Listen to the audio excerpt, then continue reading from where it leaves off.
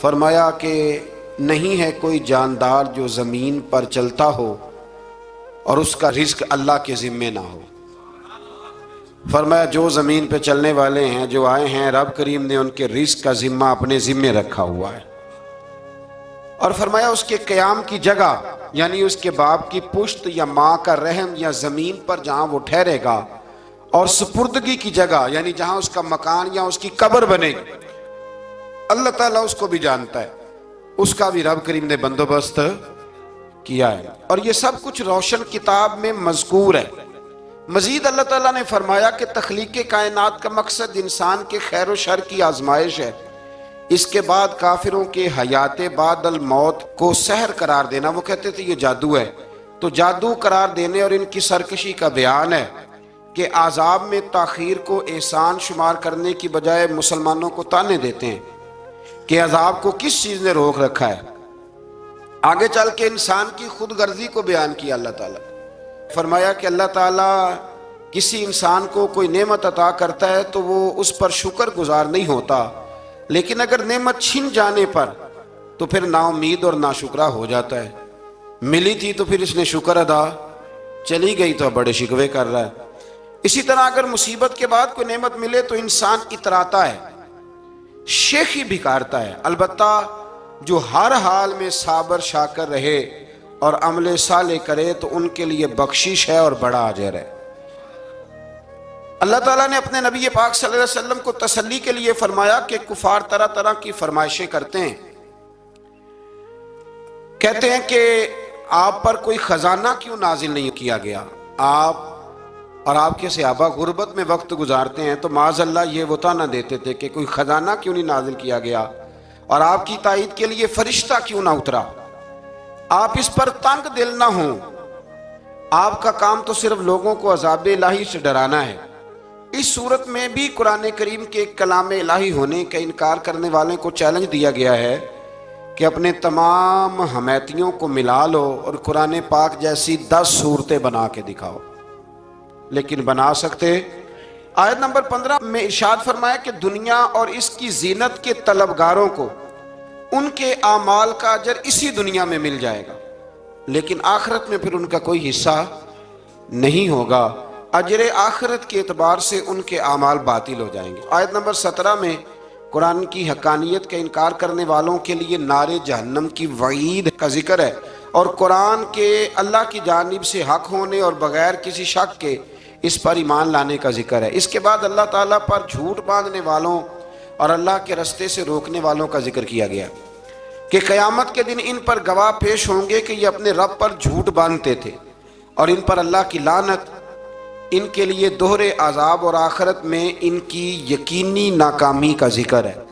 یہاں ایک بات آپ سے بھی عرض کروں، ہم بھی کئی دفعہ نا بھولے پان میں کہہ دیتے اللہ نے یہ بھی تو فرمایا نا جی قرآن میں، تو جب تک آپ پڑھ نہیں لیتے یا سن نہیں لیتے تب تک یہ جملہ بولنے کی ضرورت ہے۔ اسی طرح نبی پاک علیہ السلام نے فرمایا جس نے مجھ پر جھوٹ باندھا، جھوٹی حدیث بیان کی، وہ میں نے کہا ہی نہیں تھا پر اس نے جھوٹی حدیث بیان کی، تو حضور فرماتے اس نے حدیث نہیں سنائی بلکہ اپنا جہنم کے اندر مکان بنا لیا ہے۔ تو قرآن و سنت کے معاملے میں جس چیز کا علم نہ ہو، جس کی پوری خبر نہ ہو، آپ اس کے حوالے سے کوئی بات کر سکتے ہیں؟ احتیاط کریں، بہت احتیاط کریں۔ آیت نمبر 23 میں بتایا کہ جو ایمان لائے اور جنہوں نے نیک کام کیے اور اپنے رب کے حضور عاجزی کی تو یہ لوگ ہمیشہ جنت میں رہیں گے۔ مزید فرمایا کہ مومن اور کافر کی مثال ایسی ہے جیسے اندھا اور بینا، مومن گویا دیکھنے والا ہے اور کافر گویا اندھا ہے اور بہرا اور سننے کی صلاحیت رکھنے والا۔ آیت نمبر 25 سے 23 تک میں پھر حضرت نوح علیہ السلام اور ان کی قوم کے حالات بیان ہوئے کہ نوح علیہ السلام نے جب اپنی قوم کو توحید کی دعوت دی اور انکار پر عذاب الہی سے ڈرایا تو قوم کے سرداروں نے ان سے کہا، بھلا کیا کہا؟ کہنے لگے آپ تو ہم جیسے بشر ہیں، تو ہماری طرح ہی ہیں آپ، اور آپ کے پیروکار پسماندہ یعنی غریب لوگ ہیں اور کم عقل لوگ ہیں، ہماری رائے میں آپ کو معاذ اللہ ہم پر کوئی فضیلت حاصل نہیں، بلکہ معاذ اللہ ثم معاذ اللہ۔ کہنے لگے آپ تو جھوٹے ہیں، اللہ کے نبی کو کہہ رہے ہیں معاذ اللہ، استغفر اللہ۔ نوح علیہ السلام نے جواب دیا کہ میں اپنے رب کی جانب سے واضح دلیل رکھتا ہوں اور اس نے مجھے رحمت سے نوازا ہے، لیکن تم میرے مقام کو سمجھنے کی صلاحیت نہیں رکھتے، تم اتنی صلاحیت رکھتے نہیں ہو۔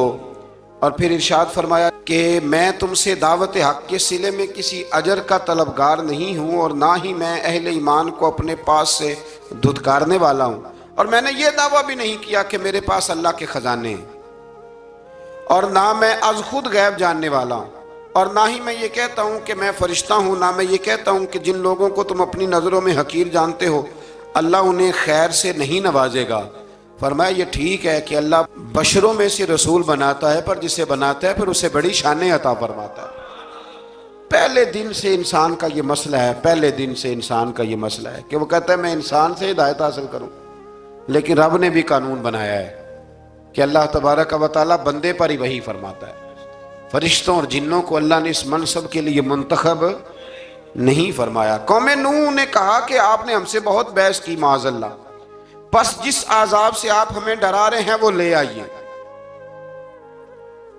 تو نوح علیہ السلام نے کہا کہ اللہ چاہے گا تو تم پر عذاب بھی آ جائے گا۔ آیت نمبر 37 سے 47 میں بتایا کہ اللہ تعالیٰ کی طرف سے نوح علیہ السلام کو حکم ہوا کہ ہماری نگرانی میں اور ہماری وحی کے مطابق آپ کشتی بنائیے، اور ظالموں کے بارے میں ہم سے کوئی بات نہ کریں۔ حضرت نوح کی خواہش تھی کہ یا اللہ انہیں بھی معاف کر دے، فرمایا یہ ظالم ہے تو میرے نبی ان کے بارے میں مجھ سے کوئی بات نہ کریں، وہ ضرور غرق ہو جائیں گے۔ پھر وہ کشتی بنانے لگے، اور جب ان کی قوم کے سردار ان کے پاس سے گزرتے تو ان کا مذاق اڑاتے۔ یہ آپ کیا کر رہے ہیں؟ آج بھی وزیر مشیر بڑے بڑے لوگ اللہ ماشاءاللہ دینداروں کا مذاق اڑاتے نہیں؟ اڑاتے ہیں کہ نہیں اڑاتے مذاق؟ یہ کن کا طریقہ ہے؟ یہ تو قرآن مجید کہہ رہا ہے کہ حضرت نوح کی قوم جو کافر تھی ان کا طریقہ ہے اہل ایمان کا مذاق اڑانا۔ تو وہ مذاق اڑانے لگے۔ نوح علیہ السلام نے کہا کہ وہ وقت آنے والا ہے کہ جب تمہارا مذاق اڑایا جائے گا اور تمہیں پتہ چل جائے گا کہ رسوا کن عذاب کس پر آئے گا۔ اللہ تعالیٰ نے فرمایا جب ہمارا حکم عذاب آ پہنچا اور تندور ابلنے لگا، تندور سے آگ نکلا کرتی ہے، پانی نہیں نکلا کرتا، اور نوح علیہ السلام کی قوم پر جب عذاب آیا تو پانی تندور سے نکلا، تندور سے اللہ نے پانی نکالا، جہاں سے پانی نکلا نہیں کرتا، تندور ابلنے لگا۔ اللہ اکبر۔ تو اللہ تبارک و تعالیٰ نے فرمایا تو ہم نے نوح علیہ السلام سے کہا کہ آپ خود اور اپنے گھر والوں کے ساتھ اس کشتی میں سوار ہو جائیں، اور اہل ایمان کو بھی سوار کر لیں، اور ہر چیز کے جوڑے یعنی نر اور مادہ کو سوار کر لیں، اور ان کے ساتھ ایمان والے بہت کام تھے۔ حضرت نوح علیہ السلام دعائیں پڑھتے ہوئے سوار ہو گئے۔ پھر کیا ہوا؟ کشتی انہیں پہاڑوں جیسی موجوں میں لے جا رہی تھی کہ نوح علیہ السلام الگ کھڑے ہوئے اپنے بیٹے سے فرمانے لگے اے بیٹے ہمارے ساتھ کشتی میں سوار ہو جا اور کافروں کے ساتھ نہ رہو۔ اس نے یعنی نوح علیہ السلام کے بیٹے نے کہا کہ میں آپ کے ساتھ نہیں بیٹھوں گا، ابھی کوئی پہاڑ آئے گا تو میں پہاڑ کی پناہ لے لوں گا۔ اگر کسی نیک آدمی کا بیٹا کبھی غلط نکل آئے تو اس کا مطلب یہ نہیں کہ اس نے تربیت ٹھیک نہیں کی، ہاں یہ اعتراض چھوڑ دیں، اس لیے کہ نوح علیہ السلام کا بیٹا کافر ہو گیا، اور جب سیلاب نظر آیا تو اس سے کہا کہ آجا سوار ہو جا، تو کہنے لگا میں نہیں بیٹھوں گا، میں تو کسی پہاڑ کی پناہ لے لوں گا اور میں اس کے اندر چھپ جاؤں گا اور وہ پہاڑ مجھے پانی سے بچا لے گا۔ نوح علیہ السلام نے کہا آج اللہ کے حکم کے سوا کوئی بچانے والا نہیں ہے سوائے اس کے جس پر اللہ رحم فرمائے۔ پھر ان دونوں کے درمیان موج حائل ہو گئی، ایسے ایک موج اٹھی اور حضرت نوح کا بیٹا ڈوب گیا۔ اور جب حضرت نوح کا بیٹا ڈوبا اللہ کی طرف سے حکم ہوا اے زمین اپنا پانی نگل لے، اے آسمان تھم جا، پانی خشک ہو گیا، اللہ کا فیصلہ نافذ ہو گیا اور کشتی کوہ جودی پر ٹھہر گئی۔ نوح علیہ السلام نے اللہ سے التجا کی کیا میرے پروردگار میرا بیٹا اور میرے اہل سے ہے اور تیرا وعدہ سچا ہے کہ تم میرے اہل کو بچا لے گا۔ اللہ نے فرمایا نوح وہ آپ کے اہل میں سے ہے ہی نہیں، وہ آپ کے اہل میں سے ہے ہی نہیں۔ اہل میں سے وہ ہوگا جو آپ کے طریقے پہ چلے گا، جو طریقے پہ نہ چلے وہ نسل میں سے ہے ہی نہیں، وہ ختم ہو گئی بات۔ اللہ اکبر۔ اس کے اعمال ٹھیک نہیں، جس بات کی حقیقت کا آپ کو معلوم نہ ہو اس کے بارے میں سوال نہ کریں۔ تو نوح علیہ السلام نے اللہ تعالیٰ سے اپنی اس اجتہادی خطا پر مغفرت اور رحم کی دعا کی۔ پھر طوفان نوح تھم جانے کے بعد وہ سلامتی کے ساتھ اتر گئے۔ اجتہادی خطا، میں نے ایک لفظ بولا ہے، یہ اجتہادی خطا کا مطلب یہ ہے کہ بعض اوقات انبیاء سے ایسی باتیں سرزد ہو جاتی ہیں کہ جو تعلیم امت کے لیے ضروری ہوتی ہیں، تاکہ لوگوں کو پتہ چل جائے کہ اللہ کی بارگاہ میں توبہ کیسے کرنی۔ اگر وہ لوگ توبہ نہ کرتے تو ہمیں توبہ کے طریقے سمجھ میں، یعنی ان سے اجتہادی خطا ہو گئی، کہنے میں کرنے میں کوئی ایسی بات ہو گئی جو بظاہر اللہ تعالیٰ کی رضا والی، تو فوراً معافی مانگ لیتے تھے۔ لیکن اب امتی اٹھ کے کہے کہ نبی گناہ گار ہے، معاذ اللہ۔ حضرت آدم نے دعا مانگی تھی نا، ربنا ظلمنا انفسنا، اے اللہ ہم نے اپنی جانوں پر ظلم کیا۔ انہوں نے کہا تھا، تو اگر کوئی بندہ حضرت آدم کو ظالم کہے گا تو کافر ہو جائے گا۔ تو اگر وہ کہے کہ وہ تو خود کہہ رہے ہیں، ایک بندہ اڑ جاتا ہے، کہتے ہیں جو خود کہہ رہے ربنا ظلمنا، تو خدا کے بندے وہ اللہ کے نبی ہیں، وہ رب سے کہہ رہے ہیں، وہ عاجزی کے طور پر کہہ رہے ہیں۔ کچھ لوگ اڑ جاتے ہیں، کہتے ہیں خود حضور نے کہا ہے جی انا بشر مثلکم، میں تمہاری طرح کا بشر ہوں، خود نبی پاک نے کہا ہے۔ عجیب بیوقوف بندے ہو، نبی کریم تو کہہ سکتے ہیں پر امتی اٹھ کے نہیں کہہ سکتا۔ اس نے تو کہنا ہے وہ حبیب اللہ ہے، اس نے تو کہنا ہے وہ قیامت میں شفاعت کرنے والے ہیں۔ امتی نے تو کہنا ہے وہ سارے نبیوں کے سردار ہیں، وہ امام الانبیاء ہیں۔ امتی وہ لفظ ادا کرے گا جو اس کے بنتے ہیں۔ اب کوئی بندہ اٹھ کے کہہ دے، دیکھے نا، ایک بہت بڑا عالم تقریر کرتے ہوئے کہے جی میں تو ان پڑھ آدمی ہوں، تو اس کا شاگرد کہے کہ استاد جی قسم اٹھائے ہاں آپ نے تقریر میں کہا نہیں میں ان پڑھ ہوں، آپ تو ان پڑھ ہے۔ تو یہ بات ادب ہے کہ بے ادبی ہے؟ چلیں اس سے آگے چلتے ہیں، یہ بھی ذرا مشکل سے سمجھ میں آئے گی۔ ایک اور بات جو جلدی سمجھ میں آ جائے گی، ایم این اے جب اعلان کرتا ہے، تقریر کرتا ہے، الیکشن لڑتا ہے، تو کہتا نہیں میں قوم کا خادم ہوں، کہتے ہیں نا کہ میں قوم کا خادم سے آپ کیا کچھ کراتے ہو؟ سارے کام کراتے ہیں نا۔ خادم کو بندہ یہ بھی کہہ لیتا ہے کہ جھاڑو دے دے گلی میں، کہتے ہو کہ نہیں کہتے؟ تو اس نے بھی تو سپیکر میں کہا میں خادم ہوں، کہو اس سے کہ جھاڑو دے گلی میں آ کے۔ پھر پتہ کیا حال ہوگا، جھاڑو تو نہیں آئے گا اور ہو سکتا ہے کچھ ہے آ جائے۔ تو اس لیے اب کوئی بندہ کہے جی انہوں نے خود کہا ہے، تو ایک کچھ پوری جماعت ہے لوگوں کی جو بات کو سمجھتی نہیں، کہتے ہیں خود کہا ہے میں بشر ہوں، انہوں نے خود کہا ہے میں غیب نہیں جانتا، انہوں نے خود کہا ہے میرے پاس خزانہ کوئی نہیں، انہوں نے خود کہا ہے میرے پاس کوئی شے نہیں۔ تو اس لیے آپ سمجھیں کسی کے لفظوں پر اگر آپ گرہ لگا کے بیٹھیں گے تو پھر اس سے بے ادبی ہوگی۔ تو نوح علیہ السلام نے اللہ سے اپنی اجتہادی خطا کی معافی مانگی۔ اب حضرت نوح کو کوئی خطا کار کہے گا تو بہت بڑا مجرم بن جائے گا، اس لیے کہ وہ اللہ کے نبی ہیں۔ آیت نمبر 50 میں قوم عاد کا ذکر ہے، اور ان کی طرف دعوت توحید دینے کے لیے اللہ تعالیٰ نے حضرت ہود علیہ السلام کو بھیجا۔ ہود علیہ السلام نے قوم سے کہا کہ میں تم سے کسی چیز کا اجر طلب نہیں کروں گا، میرا اجر میرے اللہ کی بارگاہ میں ہے، پس تم اپنے رب سے بخشش مانگو، پھر اس کی بارگاہ میں توبہ کرو، اللہ تعالیٰ تم پر موسلا دھار بارش برسائے گا اور تمہاری قوت میں اضافہ فرمائے گا۔ قوم عاد نے دعوت حق کو رد کیا اور ایمان نہ لائے، بلکہ ہود علیہ السلام پر طنز کیا۔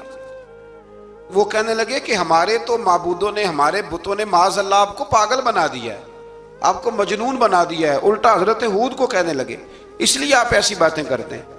ہود علیہ السلام نے کہا میں اللہ کو گواہ بناتا ہوں اور تم بھی گواہ رہنا کہ میں تمہارے شرک سے بری ہوں، اور میں اللہ پر توکل کرتا ہوں، اور میں نے رسالت کا حق ادا کر دیا ہے۔ آیت نمبر 58 میں اللہ تعالیٰ نے فرمایا جب ہمارے عذاب کا وقت آ گیا تو ہم نے اپنی رحمت سے ہود اور ان کے ساتھ مومنوں کو نجات عطا کی۔ قوم عاد نے اللہ کی نشانیاں اور رسولوں کو جھٹلایا اور دنیا اور آخرت میں لعنت کے حقدار ہوئے۔ آیت نمبر 61 میں پھر سے حضرت صالح علیہ السلام اور ان کی قوم سمود کے حالات کو بیان کیا گیا ہے۔ حضرت صالح نے کہا ہے میری قوم اللہ وحدہ لا شریک کی عبادت کرو، اس سے بخشش طلب کرو، اس کی بارگاہ میں توبہ کرو، اس نے تمہیں زمین سے پیدا کیا ہے، اس پر آباد کیا ہے۔ جواب دیا ہے صالح ہمارے آباء و اجداد کے معبودوں کی عبادت کو روکنے سے پہلے ہمیں آپ سے بڑی امیدیں تھیں، اور اب آپ ہمیں روکنے لگ گئے ہیں باپ دادا کے دین سے، لیکن اب ہمیں آپ کی دعوت کے بارے میں شکوک ہیں۔ صالح علیہ السلام نے اپنی قوم سے کہا کہ یہ اللہ کی اونٹنی ہے اور یہ تمہارے لیے نشانی ہے، اسے چرنے کے لیے آزاد چھوڑ دو اور اسے تکلیف نہ دینا۔ اللہ اکبر، ورنہ تمہیں عذاب پہنچے گا۔ انہوں نے اونٹنی کی کونچیں کاٹ ڈالی۔ صالح علیہ السلام نے کہا تم صرف 3 دن اپنے گھروں میں مزے اٹھا لو، 3 دن، پھر اللہ کا یقینی عذاب آئے گا۔ پھر ایک چنگاڑ نے ان کو آ دبوچا، وہ اپنے گھروں میں گھٹنوں کے بل اوندے پڑے رہ گئے۔ صرف صالح علیہ السلام ان کے ساتھ اہل ایمان اس عذاب سے بچے۔ یہ 3 قوموں کا ذکر ہو گیا، نوح علیہ السلام کی قوم کا بھی، ہود علیہ السلام کی قوم کا بھی، اور حضرت صالح علیہ۔ آگے اللہ تبارک و تعالیٰ نے آیت نمبر 69 میں اس بات کا بیان فرمایا کہ حضرت ابراہیم علیہ السلام کے پاس فرشتے بشری شکل میں آئے، انسانی شکل میں۔ انہوں نے اجنبی مہمانوں کے لیے بچڑے کا بھنا ہوا گوشت تیار کرایا۔ آپ یقین کریں کچھ باتیں لوگ ایسی بیان کرتے ہیں کہ جن کو نہ سن کے بندے کا دل کرتا ہے کہ اس بندے کو بتائیں کہ یار یہاں تو دین سارا پڑھ۔ ایک صاحب مجھے کہنے لگے جی میں ایک پیر صاحب کے پاس گیا تھا تو بڑی مرغن غذائیں تھیں، انہوں نے میری بڑی خدمت کی پر مجھے نہیں اچھا لگا، پیروں کو چاہیے سادی روٹی رکھیں۔ میں کہ توں پیراں واسطے لسٹ بنا خاں انہوں نے کس طرح دا ہونا چاہیے۔ یہ بہت بڑی مصیبت ہے۔ اگر آپ سادہ کھانا کھلا دیں تب بھی اعتراض ہے، اچھا کھلا دیں کہنے رولا ہے کوئی پیر چوکھے مالدار میں، دونوں طرف سے مسئلہ۔ تو کہنے لگا جی نہیں پیروں کا کیا کام ہے، وہ کڑائیاں اور وہ سارے۔ تو پھر میں نے انہیں کہا کہ آپ اس طرح کریں، گھر جا کے نا تو 12ویں سپارے کی تلاوت کریں۔ حضرت ابراہیم نے اپنے مہمانوں کے لیے بھنا ہوا کھانا تیار فرمایا تھا۔ تو آپ کیا کہیں گے کہ حضرت ابراہیم درویش نہیں تھے؟ عجیب بات ہے بھائی، آپ ہر بات میں ہٹ جاتے ہیں۔ دین ہم نے وہ لینا ہے جو اللہ کا قرآن ہمیں دیتا ہے اور رسول اللہ کی حدیث ہمیں دیتی ہے۔ جب انہوں نے دیکھا کہ مہمان کھانے کی طرف ہاتھ نہیں بڑھا رہے تو ان کو ڈر محسوس ہوا۔ حضرت ابراہیم کو فرشتوں نے کہا کہ ہمیں قوم لوط علیہ السلام کے عذاب کے لیے بھیجا گیا ہے۔ حضرت ابراہیم کی بیوی کھڑی تھی، اس پر وہ مسکرائیں تو فرشتوں نے اللہ کی طرف سے انہیں حضرت اسحاق علیہ السلام اور اس کے بعد حضرت یعقوب علیہ السلام کی بشارت عطا۔ اسحاق علیہ السلام حضرت ابراہیم کے بیٹے ہیں اور یعقوب علیہ السلام پوتے ہیں، اور یعقوب علیہ السلام کے بیٹے یوسف علیہ السلام۔ ہاں اللہ اگر چاہے تو 7 نسلوں میں نبوت رکھ دیتا ہے اگر اس کی منشا ہو۔ تو حضرت یعقوب کی بشارت دی۔ انہوں نے حیرت سے کہا کہ ہم دونوں میاں بیوی تو بوڑھے ہیں، اس عمر میں اولاد کیسے ہوگی؟ تو فرشتوں نے جواب دیا اے ابراہیم کے گھر والو، تم پر اللہ کی رحمتیں اور برکتیں ہوں، اللہ کی قدرت پر تمہیں کیوں تعجب ہے؟ اللہ فرماتا ہے کہ بیٹے کی بشارت سن کر ابراہیم کا خوف دور ہو گیا اور پھر وہ قوم لوط کے بارے میں گفتگو کرنے لگے۔ ابراہیم بہت بردبار، اللہ سے آہوزاری کرنے والے اور اس کی طرف رجوع کرنے والے تھے۔ اللہ تعالیٰ نے حضرت ابراہیم علیہ السلام کو فرمایا اے ابراہیم اس گزارش سے آپ گریزاں رہیں، اس کا یقینی فیصلہ ہو چکا ہے اور ان پر نہ ٹلنے والا عذاب نازل ہو کے رہے گا۔ وہ کیا گناہ کرتے تھے؟ لوط علیہ السلام کی قوم میں میں نے بتایا تھا، مرد مردوں سے بدفعلی کرتے۔ تو حضرت ابراہیم نے بھی عرض کی، بار بار گزارش کی، بحث کی کہ اللہ مہربانی فرما ان کا عذاب۔ آپ دیکھیں نبیوں کے حوصلے کتنے بڑے ہیں، قومیں تنگ کرتی ہیں اور طرح طرح کی باتیں کرتی ہیں اور پیغمبر پھر بھی کہتے ہیں یا اللہ مہربانی فرما، اے اللہ ان سے عذاب۔ آیت نمبر 77 میں حضرت لوط علیہ السلام کی قوم کی بدعمالیوں اور لوط علیہ السلام کے اپنی قوم کو بدعمالیوں کے باعث فرشتوں کی آمد، قوم کے بدعمال لوگوں کے دوڑ کر آنے اور حضرت لوط کو ان کے سمجھانے اور ان کے انکار پر مضطرب ہونے کا ذکر ہے، جس پر فرشتوں نے حضرت لوط کو تسلی دی کہ آپ فکر نہ کریں، ہم آپ کے رب کے فرشتے ہیں، یہ آپ اور ہم تک نہیں پہنچ سکیں گے۔ آپ رات کے آخری حصے میں قوم کی طرف توجہ کیے بغیر ہجرت فرما لیں، اس لیے کہ صبح کے وقت ان پر عذاب آئے گا۔ جب اللہ کا عذاب آیا تو اس نے بستی کے اوپر کے حصے کو نیچے کر دیا اور قوم لوط کے اوپر اللہ کی طرف سے لگاتار نشان زدہ پتھر برسائے گئے، لگاتار پتھر آئے۔ آیت نمبر 84 میں اللہ تعالیٰ نے حضرت شعیب علیہ السلام اور ان کی قوم کا ذکر فرمایا ہے اور ان کے جرائم کو بیان کیا گیا ہے۔ وہ ناپ تول میں کمی کرتے تھے، دوسروں کو چیزیں کم تول کر دیتے تھے۔ اللہ تعالیٰ نے ان سے فرمایا کہ فساد فی الارض سے باز آؤ اور اپنے سے پہلے سرکش امتوں کا انجام دیکھ لو۔ جب حضرت شعیب کی نصیحتوں کا ان پر اثر نہ ہوا تو پھر اللہ تعالیٰ نے انہیں بھی عذاب سے ہلاک کر دیا۔ آیت نمبر 94 میں فرمایا کہ جب ہمارا عذاب آیا تو ہم نے اپنی رحمت سے حضرت شعیب اور ان پر ایمان لانے والوں کو بچا لیا، اور ظالموں کو ایک زبردست چنگاڑ نے پکڑ لیا تو صبح وہ اپنے گھروں میں اوندے منہ پڑے تھے، گویا وہ کبھی وہاں آباد تھے ہی نہیں۔ آیت نمبر 96 میں حضرت موسیٰ علیہ السلام کو عطا کیے جانے والے 9 معجزات کا ذکر ہے۔ پھر فرعون اور اس کے پیروکاروں کے باطل روش کے باعث ان کی ہلاکت کا بھی ذکر فرمایا، اور دنیا اور آخرت میں انہیں ملعون یعنی لعنتی قرار دیا۔ جن بستیوں کو اللہ تعالیٰ نے ہلاک کیا ان میں سے بعض کے آثار موجود ہیں اور بعض کے آثار تک معدوم ہو چکے۔ ان میں سے ہر بستی والے اپنے ظلم کے باعث ہی ہلاک ہوئے۔ اللہ تعالیٰ کسی پر ظلم نہیں فرماتا، لوگ خود اپنی جانوں پر ظلم کرتے ہیں۔ جو شخص عذاب آخرت سے ڈرتا ہے اس کے لیے اس میں نشانیاں موجود ہیں۔ آیت نمبر 106 سے اللہ تعالیٰ نے انجام کے اعتبار سے لوگوں کی 2 قسمیں بیان کی۔ 2 قسمیں فرمایا، ایک ہیں سعادت مند لوگ اور دوسرے ہیں بدبخت۔ فرمایا بدبختوں کا ٹھکانہ جہنم ہے جس میں وہ ہمیشہ رہیں گے، اور نیک بختوں کا ٹھکانہ جنت ہے، وہ ہمیشہ اسی میں رہیں گے، اور ان کے لیے اللہ کی طرف سے نا ختم ہونے والی عطائیں۔ آیت نمبر 110 میں حضور صلی اللہ علیہ وسلم کو تسلی دی گئی کہ جس طرح یہ لوگ قرآن کے بارے میں اختلاف کرتے ہیں، اسی طرح قوم موسیٰ نے تورات کے بارے میں بھی اختلاف کیا تھا، اور اللہ نے ان کے اعمال کا پورا بدلہ انہیں دیا۔ آیت نمبر 112 سے سرکشی کو چھوڑ کر احکامات دین پر استقامت اختیار کرنے اور ظالموں کے ساتھ میل جول رکھنے سے بچنے کا حکم دیا گیا ہے، اور فرمایا کہ ظالموں سے میل جول کا انجام دوزخ کی آگ ہے۔ ہم لوگ نہ شکوہ کرتے ہیں، کسی حکومت کو بنے ہوئے 6 مہینے گزرتے ہیں تو شکوہ شروع ہو جاتا ہے، حالانکہ وہ خود تو نہیں نہ بنتے، ان کو کوئی بنانے والا ہے۔ تو ظالم کا جو مددگار ہوتا ہے وہ بھی ظالم ہوتا ہے، اس لیے احتیاط کریں۔ اور یہ صرف سیاستدانوں کی بات نہیں، دنیا کے ہر معاملے میں آپ غور کریں کہ آپ کسی ظالم کے مددگار تو نہیں۔ اللہ تعالی ہمیں حق پر استقامت عطا فرمائے۔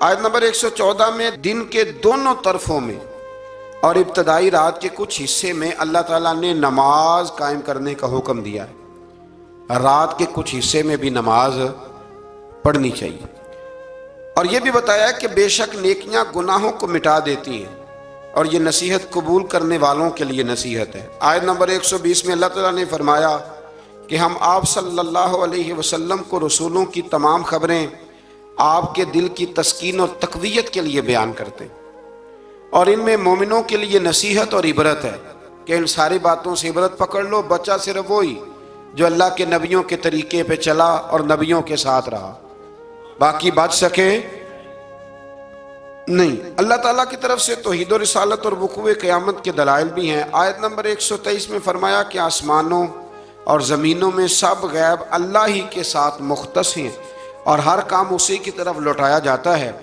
آپ اسی کی عبادت کیجئے، اسی پر توکل کیجئے، اور آپ کا رب لوگوں کے اعمال سے غافل نہیں ہے۔ اسی پارے میں نا آگے سورۃ یوسف شروع ہو رہی ہے۔ اس کو اللہ تعالیٰ نے کہا ہے کہ یہ بڑا پیارا قصہ ہے، احسن القصص کا، قصوں میں سونا قصہ۔ تو یہ کچھ 12ویں پارے میں اور کچھ 13ویں پارے میں ہے۔ میں نے یہ ارادہ کیا ہے کہ یہ ایک ہی دن پوری بیان کی جائے، وہ آدھا معاملہ ہو جائے گا نا تو کچھ تھوڑا سا نا ربط۔ میں چاہتا ہوں کہ قرآن میں تو ربط ہے، لیکن ہم جب بیان کریں گے تو شاید ہماری گفتگو میں ربط۔ یہ احسن القصص ہے، اور اتنی شاندار اس کے اندر باتیں، اور کوئی انسان اگر مکمل ہونا چاہے تو حضرت یوسف علیہ السلام کے قصے کو پڑھے، اور کوئی شخص اگر صحیح معنوں میں خدا کے فضل سے آگے بڑھنا چاہے تو اس کے لیے یہ بہت بڑی عبرت ہے۔ اللہ تعالیٰ توفیق